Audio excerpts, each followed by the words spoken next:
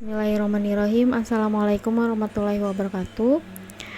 Apa kabar anak-anak? Semoga selalu dalam keadaan sehat dan masih semangat untuk menuntut ilmu. Nah, di kesempatan kali ini pelajaran pelayanan farmasi Ibu akan masuk materi berikutnya, yaitu alur distribusi sediaan farmasi dan perbekalan kesehatan lainnya.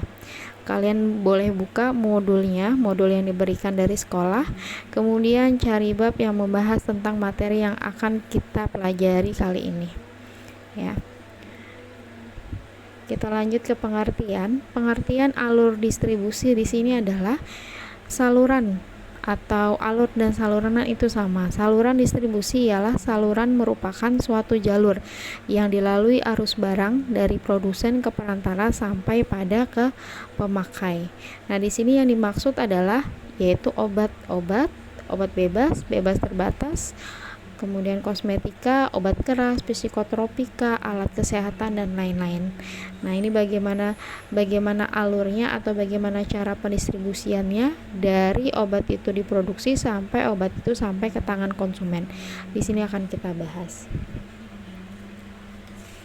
Nah,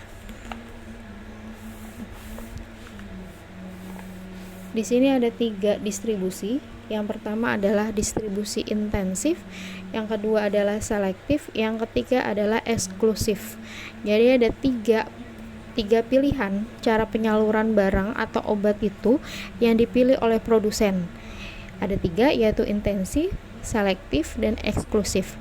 Intensif itu adalah perusahaan menggunakan penyalur utama, pengecer sebanyak-banyaknya untuk mendekati dan mencapai konsumen. Sementara distribusi selektif yaitu perusahaan menggunakan pedagang atau pengencer yang terbatas dalam suatu daerah geografi.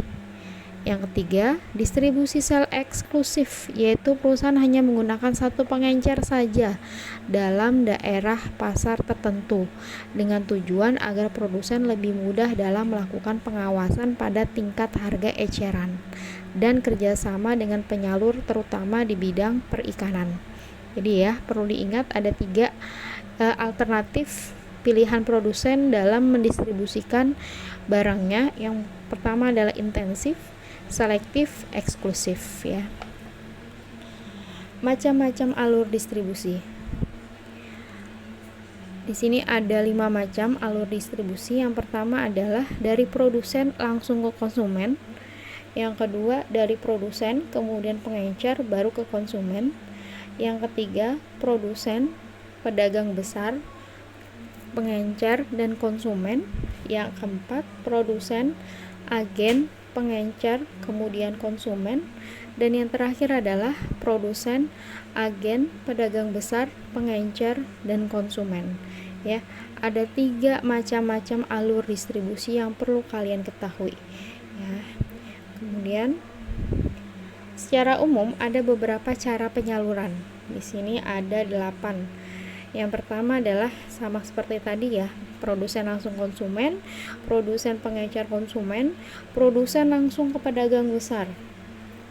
Yang keempat produsen, pedagang besar, kemudian konsumen, produsen, agen, pedagang besar, pengencer, konsumen, produsen, agen, pengencer, konsumen, produsen, agen, konsumen, dan terakhir adalah produsen larinya ke industri. Jadi tergantung dari produsen itu adalah yang membuatnya. Sementara untuk poin-poin keduanya, konsumen, pengencer, pedagang besar, agen, atau industri sekalipun, dialah yang menyalurkannya langsung kepada tujuannya. Distribusi perbekalan farmasi itu ada 5. Yang pertama adalah obat terdiri dari bebas terbatas, keras, psikotropika, dan narkotika. Yang kedua adalah bahan baku obat, 3 obat tradisional dan bahan obat tradisional, 4 alat-alat kesehatan, dan 5 adalah kosmetika. Jadi kalau kalian ditanya perbekalan farmasi itu apa aja sih? Apa yang dimaksud dari perbekalan farmasi? Ya, jawabannya adalah perbekalan farmasi itu adalah obat, bahan baku obat, obat tradisional, alat kesehatan, dan kosmetika. Jadi semua barang-barang yang dijual di apotek itu namanya adalah perbekalan kesehatan atau perbekalan farmasi. Nah, alur distribusi obat. Alur distribusi obat ini ada 5. Yang pertama, bentuk saluran distribusi obat keras. Jadi tergantung dari golongannya. Kalau obat keras, dia itu secara umum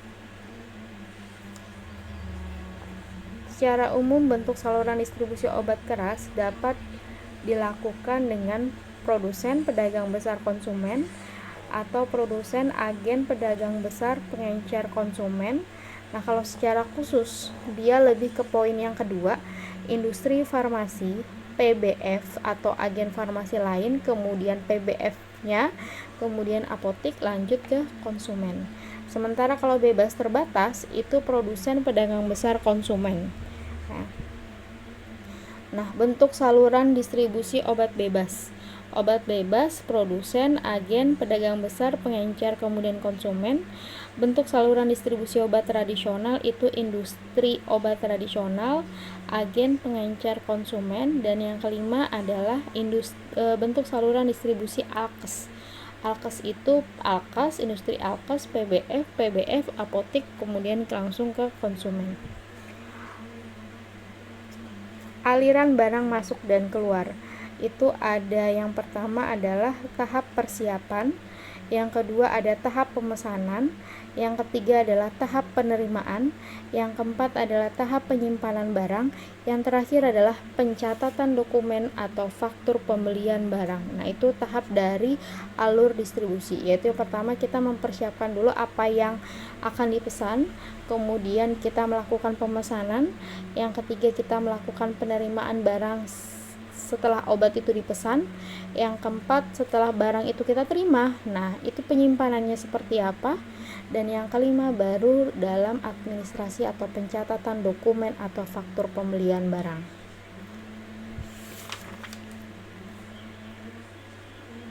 Prosedur penjualan itu ada 2, tergantung dari dia memakai resep atau tidak. Jadi yang pertama adalah penjualan obat bebas. Kalau penjualan obat bebas, ya pastinya dia menjual obat-obat yang boleh dibeli secara bebas. Yaitu apa? Golongan obat bebas, golongan obat bebas terbatas, kemudian golongan kosmetika, kemudian golongan alat kesehatan. Nah, selebihnya itu obat-obat yang tidak boleh dibeli secara bebas atau harus menggunakan resep dokter. Seperti yang nomor 2, ya. Terakhir, tata cara pemesanan obat bebas dan bebas terbatas itu biasanya dilakukan dengan distribusi obat bebas dan bebas terbatas dari PBF ke apotik. Jadi apotik biasa langsung pesan ke BBF. Dari pesanannya itu PBF memberikan faktur ke apotik sebagai tanda pesanan. Yang kedua, distribusi obat bebas dan bebas terbatas dari apotik ke pasien. Kalau apotik ke pasien, ya berarti si pasien membeli obat langsung ke apotik. Nah, tergantung apakah membeli secara bebas tanpa resep dokter atau membeli secara pakai resep dokter. Nah, itulah penjelasan dari materi kita saat ini, yaitu alur distribusi sediaan farmasi dan perbekalan kesehatan lainnya. Mudah-mudahan bisa dipahami ya anak-anak ya. Kalau ada pertanyaan silakan menghubungi ibu langsung. Terima kasih. Wassalamualaikum warahmatullahi wabarakatuh.